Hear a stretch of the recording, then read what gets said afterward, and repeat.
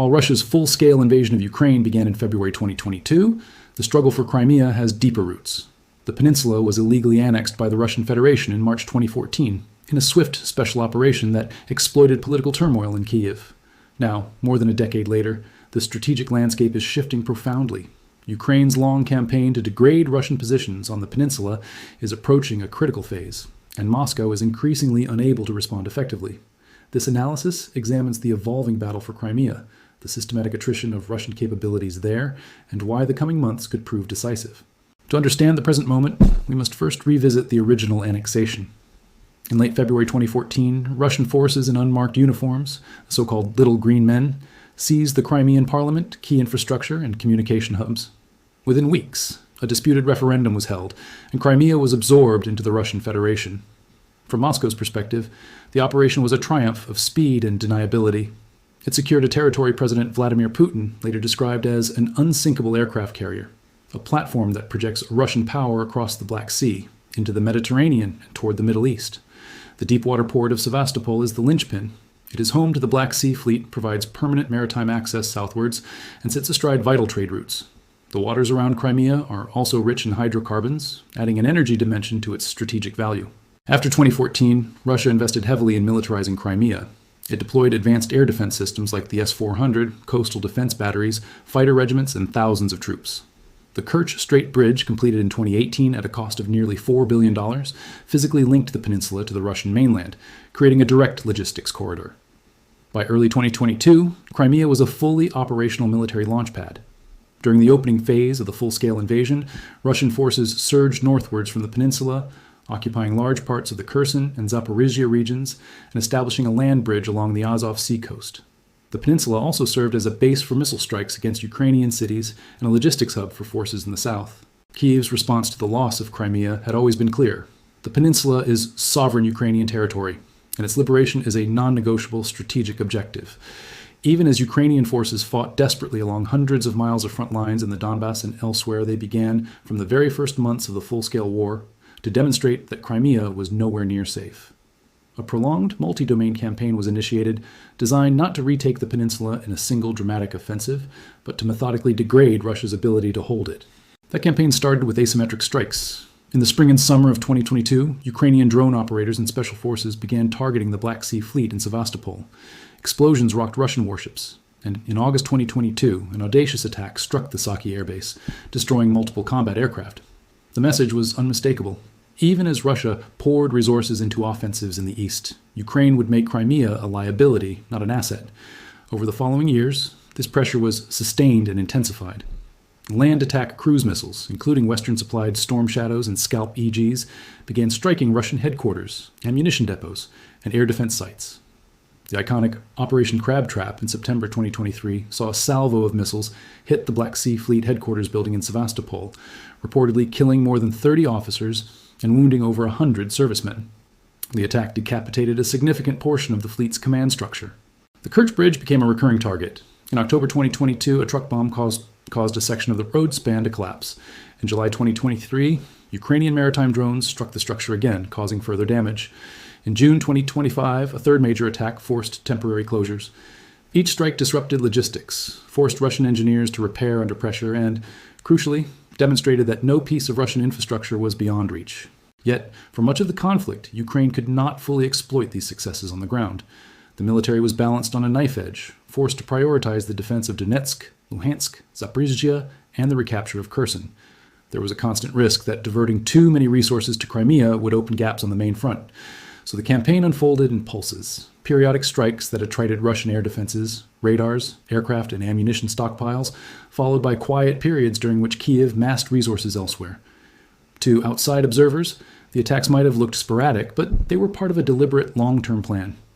Each destroyed S-400 battery or ammunition dump made Crimea incrementally harder for Russia to defend, and prepared the operational environment for a future shift in momentum. That shift is now underway. As we move through 2026, Ukraine's strategic position is arguably stronger than at any point since the full-scale invasion began. Several converging factors explain this. First, Ukraine's domestic defense industry has scaled up dramatically. Hundreds of contractors are now producing loitering munitions, one-way attack drones, electronic warfare systems, and an expanding family of long-range precision strike weapons. This reduces reliance on foreign supplies and allows a tempo of operations that can be maintained regardless of external political cycles. Second, the Ukrainian military has registered tangible battlefield successes. February 2026 was a landmark month. For the first time since 2023, Ukrainian forces liberated more territory than they lost. Russian advances, which had ground forward at enormous human cost, are now stalling or even reversing in key sectors. The correlation of forces on the line of contact is gradually tilting in Ukraine's favor. Third, a game-changing financial package is imminent. A $90 billion loan from the European Union, equivalent to roughly $105 billion, has been unlocked after years of being blocked by Hungarian Prime Minister Viktor Orban. Orban's crushing defeat in the parliamentary elections of 12 April 2026 removed one of the Kremlin's most reliable voices inside both the EU and NATO. The influx of funds will enable Ukraine to further expand defense production, procure munitions, and sustain long-term operations. Fourth, Russia is exhibiting unmistakable signs of strategic exhaustion. Politically, the loss of Orban deprives Moscow of a key ally and disrupts its ability to influence European decision-making. Militarily, Russian forces are advancing at their slowest rate in years. In some sectors, they are at a complete standstill. In others, they are being pushed back. The casualty crisis is acute. Tens of thousands of troops are killed or severely wounded each month, and desertions and surrenders are accelerating. According to open-source tracking, recruitment figures have failed to compensate for losses throughout the first quarter of 2026. Russia's military is shrinking in both quantity and quality. The narrative of inevitable Russian victory is fading even among the Kremlin's own military bloggers. It is against this backdrop that the next phase of operations in Crimea is unfolding. A recent assessment by retired Lieutenant General Ben Hodges, a former commanding general of U.S. Army Europe, provides a valuable framework for understanding the strategic calculus. In an appearance on the Times radio podcast, Frontline, the War in Ukraine and Global Security, Hodges reiterated his long-standing view that Crimea is the decisive terrain of the entire war. Its symbolic and strategic value for both sides cannot be overstated.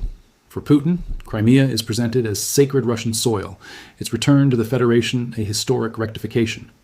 For Ukraine, reclaiming it would negate Russia's ability to project maritime power and sever a logistics linchpin. Hodges argues that a large-scale amphibious or ground assault on Crimea is unlikely in the immediate term, and indeed may not be necessary. Instead, the current phase of operations focuses on rendering the peninsula untenable for Russian forces through a combination of deep strike, logistics interdiction, and systematic isolation. In Hodges' words, that big bridge is eventually going to come down. The destruction or permanent disabling of the Kerch Strait bridge would be a watershed moment. Despite Russia's occupation of southern Ukraine's land corridor, the bridge and the Kerch Strait ferry links remain vital, psychologically, logistically, and as an evacuation route. Cut those arteries, and Russian forces in Crimea become isolated from the mainland, dependent on longer, more vulnerable supply lines through occupied territories. Ukraine's recent operations show this isolation campaign accelerating. On the night of 5 April 2026, defense intelligence assets from Ukraine's Department of Active Operations used drones to disable the Russian railway ferry Slavyanin. This vessel was the last remaining railway ferry operating across the Kerch Strait. The ferries had been a critical complement to the bridge, moving military equipment, fuel, and ammunition. With all such ferries now destroyed, damaged, or sunk, Russia's ability to surge logistics into Crimea by sea has been eliminated. Moscow will be forced to rely more heavily on the Kerch Bridge itself, which makes that structure an even more high-value target. Alternatively, planners might route supplies through the occupied Donbass and then down through the Kherson region, but those routes bring convoys dangerously close to the front lines, where Ukrainian reconnaissance drones patrol constantly. Any movement on those axes is exposed to precision strikes by loitering munitions, guided artillery, or missiles, and Ukraine is already concentrating effort on those land corridors. Over a week-long campaign in April 2026, Ukrainian forces struck 3 Russian arsenals and 3 separate supply depots along a critical land route linking Russia and Crimea. 2 logistics coordination hubs were also hit, degrading the command and control of material flow. On 20th April, additional reports confirmed strikes on 2 large landing ships moored in Sevastopol Bay, the Project 775 vessel Yamal and the Project 1171 Nikolai Filchenkov. The Yamal, valued at over $80 million, could transport up to 500 tons of cargo, including armored vehicles and assault troops. The older Nikolai Filchenkov, larger still at around 1,000 tons capacity, was capable of ferrying a significant landing force.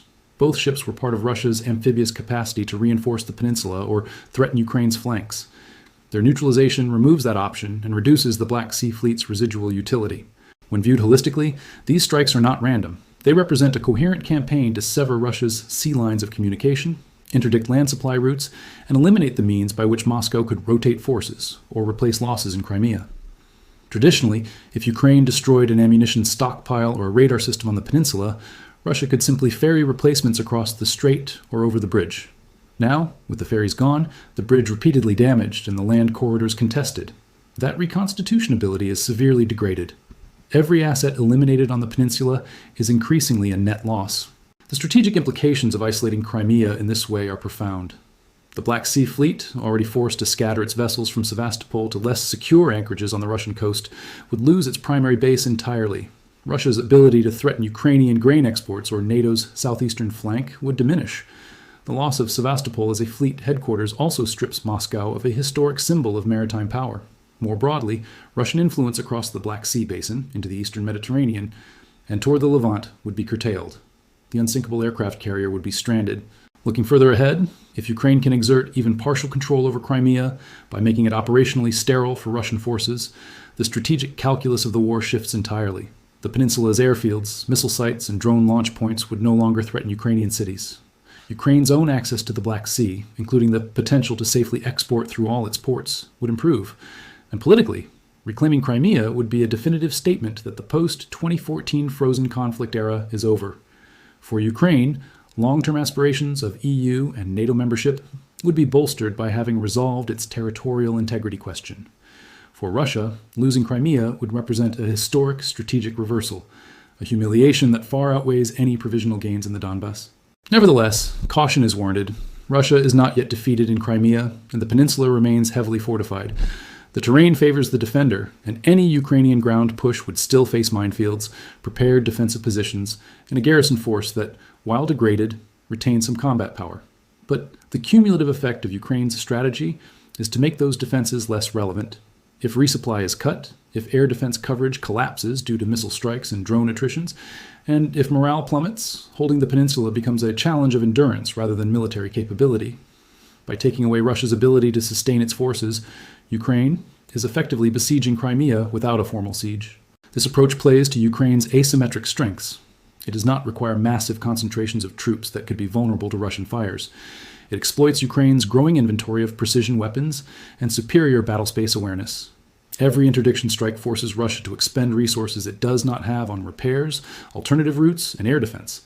The tempo of Ukrainian operations is increasing as Russia's capacity declines. A classic case of strategic attrition. Hodges' assessment that the bridge's days are numbered underscores the fragility of Russia's position. The structure has already been targeted 3 times. Ukrainian missile and drone technology has advanced considerably since 2022, and the ability to deliver a crippling blow, perhaps severing the rail line permanently, has likely improved. When, rather than if, the bridge is rendered inoperable for heavy military traffic, the isolation of Crimea will be virtually complete. From that point, the remaining Russian garrison would be dependent on whatever stockpiles have been preserved and on airlift, which is itself vulnerable to air defense ambushes. One must also consider the political dimension inside Russia.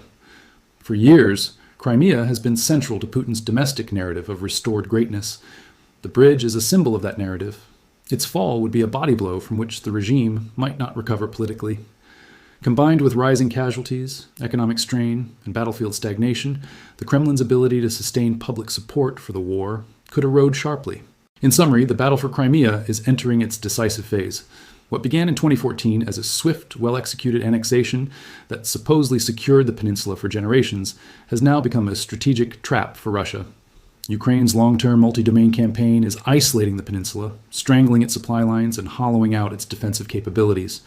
The convergence of Ukraine's industrial mobilization, battlefield momentum, international financial backing, and Russia's systemic weakness is creating a window of opportunity. Lieutenant General Hodges is not alone in identifying Crimea as the war's center of gravity. If the bridge falls, if the ferries remain at the bottom of the strait, and if the land corridors are continuously interdicted, then the Russian garrison will find itself cut off, surviving on borrowed time. For Kiev, the path forward is clear. Continue the pressure on logistics and air defenses, expand drone and missile strike operations, and prepare the political ground for a post-Crimea security architecture. Crimea's recapture may not come via a dramatic tank offensive, but rather through a quiet, inexorable campaign that renders it strategically worthless for the occupier. In that sense, the de-russification of Crimea is not just a slogan, it is an operational plan unfolding in real time. The wait that Ukrainian officials, commanders, and citizens have endured since 2014 may at last be nearing its end. Putin's Unsinkable aircraft carrier is taking on water, and the pumps are failing.